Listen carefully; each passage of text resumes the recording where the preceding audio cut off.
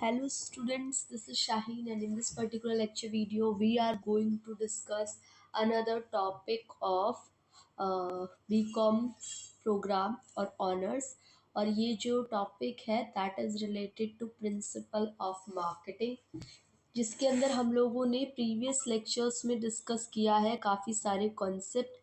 आज जो डिस्कस करने वाले हैं that is market segmentation. Okay, ये लेसन नंबर 2 रहने वाला है। यूनिट जो कि यूनिट है आपकी unit 2, lesson number 2 market segmentation. ये आपके एग्जाम के पॉइंट ऑफ व्यू से बहुत इंपॉर्टेंट रहने वाला है क्योंकि मार्केट सेगमेंटेशन या तो डायरेक्ट फॉरवर्ड क्वेश्चन पूछा जाता है इसके बेसिस पे, या तो फिर डायरेक्ट फॉरवर्ड ना पूछ के बीच में से पॉइंट्स को पुट अप करके क्वेश्चन पूछ सकते हैं।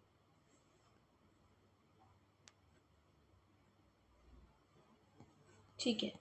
Now market segmentation strive for successful. Market segmentation का मतलब क्या है? Divide market into different different categories. Market को अलग अलग कैटेगरीज में डिवाइड कर दो सो दैट कि मार्केट को सेलेक्ट करना, मार्केट को ज़्यादा डिस्टिंक्टिव वे में प्रेजेंट करना आसान रहे। ठीक है, मार्केट को आपको सब डिवाइड करना है। होमोजीनियस सबसेट ऑफ कस्टमर, देखो आप ये लोग आप देख सकते हो ये वाला जो पॉइंट लिखा है, मार्केट सेगमेंटेशन का मतलब है subdividing of market into homogeneous subset of customer where any subset, लेकिन जो हर एक सबसेट होगा, जैसे कि ये मार्केट है, मार्केट को मैंने डिफरेंट डिफरेंट कैटेगरीज में बांट दिया तो ये अपने आप में एक होमोजीनियस सबसेट होगा। ये अपने आप में होमोजीनियस होगा, यहाँ की कैटेगरी सेम होगी, यहाँ की कैटेगरी सेम होगी, बट इन दोनों की कैटेगरी डिफरेंट होगी। That is called market segmentation. Now segmentation strategy 4 criteria को इस्तेमाल करती है। सबसे पहले है identity, accessibility, responsiveness and significance. Identity का क्या मतलब है? Market manager interested in segmentation, first of all उसको सेगमेंट्स को आइडेंटिफाई करना पड़ेगा कि कितनी कैटेगरी में इसको मैं डिवाइड करूं और कॉमन कॉमन कैरेक्टरिस्टिक्स उसको एक साथ लेने पड़ेंगे। Next one is accessibility. Accessibility का मतलब इजीली कम्युनिकेट कर पा रहे हो कि नहीं कर पा रहे हो आप। ठीक है, मार्केट में जो भी आप मार्केट में एफर्ट्स डाल रहे हो और जो भी बातचीत कर रहे हो वो आसानी से लोगों तक पहुंच पा रही है, कंज्यूमर तक पहुंच पा रही है कि नहीं। और अगर बातचीत कंज्यूमर तक पहुंच पा रही है तो what will be the response, feedback क्या है। For example certain product features, low price और मोर सर्विस में more precisely satisfy the needs of giving segment that would a general market effort. अगर आप क्या करते हो, कुछ प्रोडक्ट की अलग खूबियां बताते हो या ये बताते हो कि प्राइस कम है या हम ज़्यादा सर्विसेज ऑफर कर रहे हैं, कभी कभी इस टाइप के जो हम एफर्ट्स लेते हैं वो लोगों को ज़्यादा अट्रैक्टिव लगते हैं और वहाँ पे रिस्पॉन्स ज़्यादा आता है। Now the next one is significance. Significance का मतलब है suppose that a segment meets the first 3 criteria.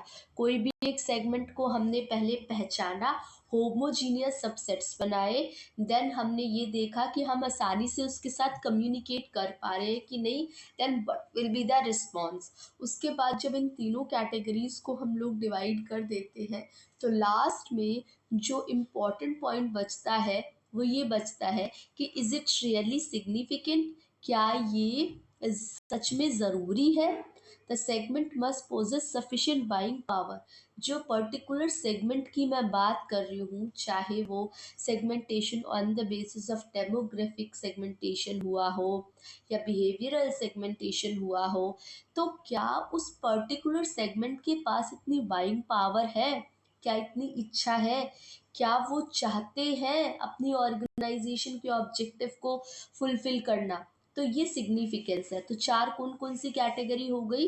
Identify, accessibility, responsiveness and significance.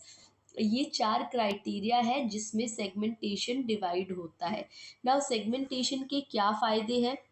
सबसे पहले हम आसानी से कंपेयर करते हैं कि हमें कौन से सेगमेंट में जाना है। सेकंड, हम लोग अपनी नॉलेज को रिस्पॉन्सिव बनाते हैं, सेकंड जो पॉइंट है। और थर्ड है, हम अपने प्रोडक्ट को या मार्केटिंग की स्ट्रेटजीज को उस सेगमेंट के अकॉर्डिंगली एडजस्ट करते हैं। Now basis of segmenting market, हमने 4 कैटेगरीज में बांटा हुआ है। एक है ज्योग्राफिक, एक है डेमोग्राफिक, एक है साइकोग्राफिक और एक है buyer behaviour variable. Geographic variable कौन से होंगे? जब आप लोकेशन के बेसिस पे डिवाइड करोगे, जैसे कि पॉपुलेशन को, साउथ की पॉपुलेशन डिफरेंट टाइप की फूड कैटेगरीज में इन्वेस्ट करती होगी, और जो नॉर्थ वाली है वो अलग टाइप के फूड को प्रेफर करती होगी। ठीक है, geographic is related to the location. Demographic is related to age, gender, income, particular कौन से ग्रुप की इनकम ज़्यादा है तो वो वहाँ इन्वेस्ट करेगा। एज की भी अगर कैटेगरी बनाओ तो टीनेजर हो गए, एडल्ट हो गई, या मिडल एज ग्रुप हो गए। ठीक है, साइकोग्राफिक का मतलब माइंड सेट, एक पर्टिकुलर पर्सन की जो परसेप्शन है वो क्या है, एटीट्यूड क्या है, बिलीव क्या है। ठीक है, माइंडसेट क्या है। और बायर बिहेवियर मतलब एक लॉन्ग टर्म सिनेरियो से वो किस तरीके से एक हैबिट को फॉलो कर रहे हैं, बायर बिहेवियर वेरिएबल। नाउ फिर उन्होंने बोला है these variable we can have the following forms of segmentation. इन 4 वेरिएबल के बेसिस पे सेगमेंटेशन को बांटा हुआ है, जैसे कि geographic segmentation, demographic segmentation, psychographic segmentation, benefit segmentation, volume segmentation, marketing factor segmentation and product space segmentation. One by one इनको पढ़ते हैं। Geographic segmentation is related to a particular area. ठीक है, कैसे बताया गया है? इसके अंदर बताया गया है कि on this form of segmentation seller जो होता है वो किस बेसिस पे, रीजन के बेसिस पे, कहाँ वो ऑपरेट कर रहा है, कौन से एरिया को उसको चूज करना है। ठीक है, उसके ऊपर जैसे यूपी, एमपी, एचपी, ये सेल्स टेरिटरी रिप्रेजेंट करती है। Next one is demographic segmentation, बताया मैंने अभी, यहाँ पे जेंडर के बेसिस पे, फैमिली के बेसिस पे, जहाँ पे आप एज के बेसिस पे, जेंडर के बेसिस पे, इनकम के बेसिस पे, ऑक्यूपेशन के बेसिस पे कैटेगरी बनाते हो तो वो डेमोग्राफिक सेगमेंटेशन कहलाती है। ठीक है, next one is psychographic segmentation. Psychographic segmentation किसी पर्टिकुलर पर्सन का लाइफस्टाइल कैसा है, उसकी पर्सनैलिटी कैसी है, सोसाइटी के अंदर उसका सिंबल क्या क्या है, स्टेटस कैसा है, जॉब किस तरीके की वो प्रिफर कर रहा है वो। ना, benefit segmentation in the form of segmentation, buyer क्या करता है, डिवाइड करता है मार्केट को डिफरेंट डिफरेंट कैटेगरीज पे।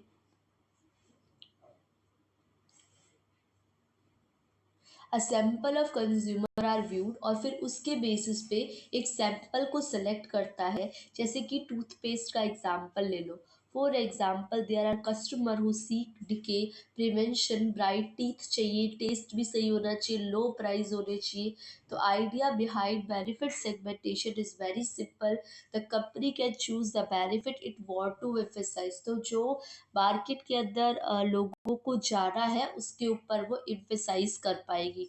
जैसे कि for example in our country Colgate repeatedly 7 लोग यूज करते हैं 10 यूजर्स में से। ठीक है, 10 users of Colgate benefit avoid tooth decay की प्रॉब्लम वो नहीं फेस करते।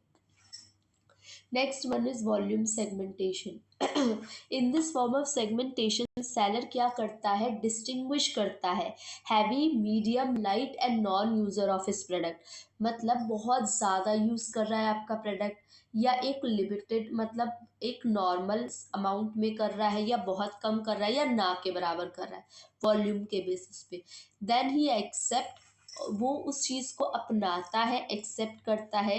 Where these group differ in demographic, अब ये क्यों फ़र्क पड़ रहा है, क्यों कोई बहुत ज़्यादा मेरा प्रोडक्ट इस्तेमाल कर रहा है, क्यों कोई बहुत कम इस्तेमाल कर रहा है, तो वो देखता है, अपनी जो कमियां हैं उनको देखता है। और idea behind the volume segmentation is quite simple, though the attempt to identify different volume may bit complicated and difficult. This is general remark and can practically be taken for almost every form of segmentation. Now marketing factor segmentation. Marketing factor segmentation क्या है? जब हम market के basis पे, product के basis पे, price के basis पे, प्रमोशन के बेसिस पे या प्लेस के बेसिस पे, ठीक है, प्लेस तो हमने अलग कर दिया तो कितने पार्ट बच गए? तीन। Price, product, quality, retail, advertising या प्रमोशन आप बोल सकते हो। जब इसके बेसिस पे मार्केट को डिवाइड करते हैं डिफरेंट डिफरेंट कैटेगरीज में, तो वो कहलाती है आपकी marketing for factor segmentation. Now the next one is product space segmentation. In this form of segmentation, buyer are asked to compare existing brand. जहाँ पे आप कंपैरिजन देखते हो ना, आप देखते हो कि किसी एक पर्टिकुलर ब्रांड को किसी दूसरे पर्टिकुलर ब्रांड के साथ कंपेयर किया जाता है, similarity and in relation to their ideal brand through non metric multi dimensional scaling. The analyst infer the latest attribute that the consumer is using to perceive the product class. वो वहाँ पे वो जो latest खूबियाँ हैं वो डालने की कोशिश करते हैं और प्रोडक्ट में जो स्पेस आ रहा है, कमी आ रही है, उनको दूर करने की कोशिश करते हैं। Next is segmentation strategy. तो सेगमेंटेशन स्ट्रैटेजी तब शुरू होती है जब वो टारगेट मार्केट को सेलेक्ट करते हैं। जैसे सपोज मैंने मार्केट को कितनी कैटेगरी में बांट दिया? एक डेमोग्राफिक के बेसिस पे,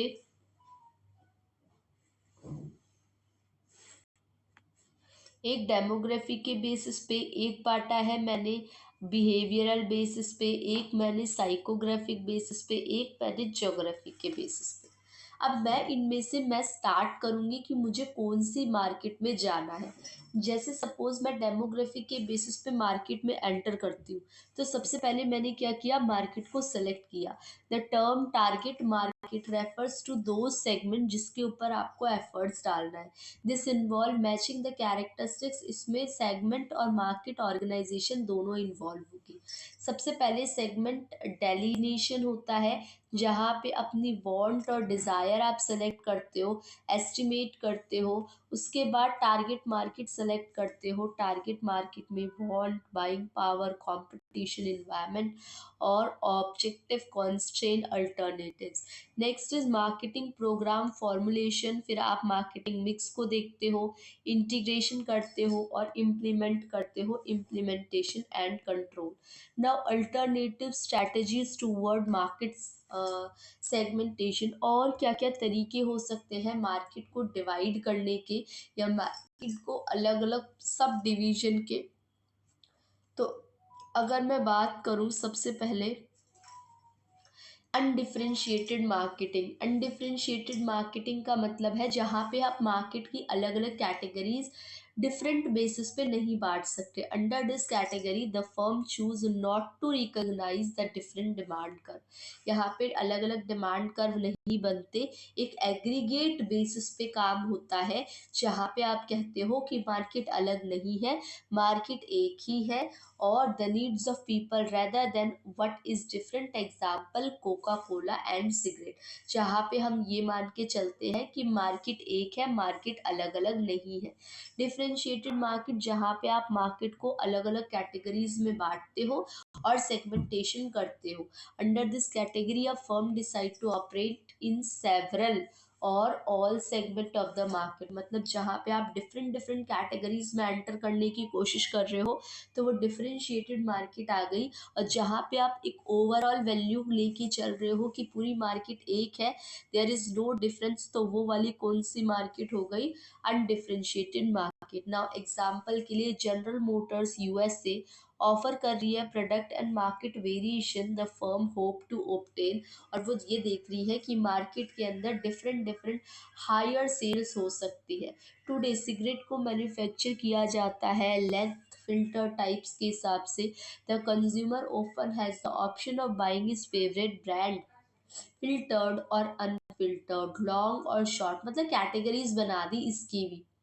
अर्लियर जब सिगरेट अडॉप्टेड थी, अनडिफरेंशिएटेड मार्केट थी, सब लोग एक ही कंज्यूमर की चॉइस सिंपल थी। लेकिन अब क्या हो गया है कि डिफरेंट डिफरेंट ब्रांड आ गए हैं, डिफरेंट डिफरेंट कैटेगरीज आ गई है, तो कस्टमर की जो डिमांड है वो क्या हो गई है, नाउ डिफरेंशिएटेड हो गई है। कंसंट्रेटेड मार्केट, जब आप फोकस करते हो एक पर्टिकुलर मार्केट के अंदर, लार्ज मार्केट एरिया में, both undifferentiated and differentiated market जो होती है imply that the firm goes after the whole market. However, for many firms यह थर्ड पॉसिबिलिटी, ठीक है, थर्ड पॉसिबिलिटी फर्म चूज करती है, और that is especially appealing when a company resources are limited. Instead of going after a small share of a large market, the firm goes after a large share of one. मतलब ऐसा नहीं है कि बहुत बड़ी मार्केट का छोटा सा हिस्सा लेना, ऐसा नहीं करते। बहुत ही जो क्या करते हैं, एक एरिया को पकड़ते हैं लेकिन उसका लार्ज शेयर पकड़ने की कोशिश की जाती है, क्योंकि we focused on a specific product. ठीक है, फर्म क्या करती है, firm goes after a large share of one or few sub market, एक मार्केट को चूज करती है लेकिन इसका बड़ा हिस्सा कैप्चर करने की कोशिश करती है ना। मार्केटिंग स्ट्रैटेजी को सेलेक्ट करना है तो कंपनी को ये देखना पड़ेगा कि कंपनी के पास रिसोर्सेज कितनी है, कंपनी के पास ज़्यादा रिसोर्सेज है या कंपनी के पास लिमिटेड रिसोर्सेज है। If the firm resources are too limited, अगर कम लिमिटेड रिसोर्सेज होती है तो complete coverage of market it's only realistic choices concentrated market but where resources permit. लेकिन जब हमारे पास, अब क्या करेंगे कि अगर कंपनी के पास रिसोर्सेज लिमिटेड अमाउंट में है तो कंपनी क्या करेगी, कंपनी कंसंट्रेटेड मार्केट पे ही फोकस करे, एक ही पार्ट पे फोकस करे। लेकिन अगर कंपनी के पास रिसोर्सेज अनलिमिटेड है तो इट्स ऑप्शन कि कंपनी डिफरेंशिएटेड मार्केट में जाना चाहती है या अनडिफरेंशिएटेड मार्केट में जाना चाहती है। प्रोडक्ट होमोजीनिटी, अगर वो एक ही टाइप के प्रोडक्ट में इन्वेस्ट कर रही है तो most consumer do not perceive difference in such basic commodities, जैसे सॉल्ट में उन्हें कोई फर्क नहीं मिलता, ग्रेप फ्रूट में फर्क नहीं मिलता। तो एन अनडिफरेंशिएटेड मार्केट स्ट्रैटेजी अपनानी चाहिए अगर होमोजीनियस के लिए जा रहे हैं। लेकिन अगर product that are capable of great variation, जैसे कैमरेज में वेरिएशन होती है, ऑटोमोबाइल्स में वेरिएशन होती है, तो अगर वो वेरिएशन वाले फील्ड में जाना चाहते हैं तो वो या तो डिफरेंशिएशन अपनाए या वो कंसंट्रेशन वाली मार्केटिंग स्ट्रैटेजीज अपनाए। ना product stage in the life cycle, this factor makes a difference, especially at the stream age of market introduction and market situation. When a firm introduce a new product, जब वो नई product में जाती है तो उसको क्या करना चाहिए, कभी भी एक से ज़्यादा प्रोडक्ट पे इन्वेस्ट नहीं करना चाहिए, एक ही प्रोडक्ट के अंदर घुसना चाहिए। मार्केट होमोजीनिटी, अगर मार्केट में ही होमोजीनिटी है, मार्केट ही एक जैसी है, तो वो क्या कर सकता है, वो एक अनडिफरेंशिएटेड मार्केट को ही अपनाए।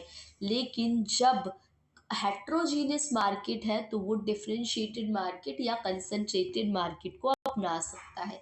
नाउ कॉम्पिटिटिव मार्केट स्ट्रेटेजी, अगर कंपटीशन अवेलेबल है then you have to opt for undifferentiated market strategy, क्योंकि अनडिफरेंशिएटेड मार्केट स्ट्रैटेजी के अंदर आप अपने कॉम्पिटिटर से एक कदम आगे निकलोगे ना। लेकिन अगर कंपटीशन कम है तो कोई प्रॉब्लम ही नहीं है, कंपटीशन अगर कम है तो अनडिफरेंशिएटेड मार्केट के अंदर भी जाओगे तो चलेगा।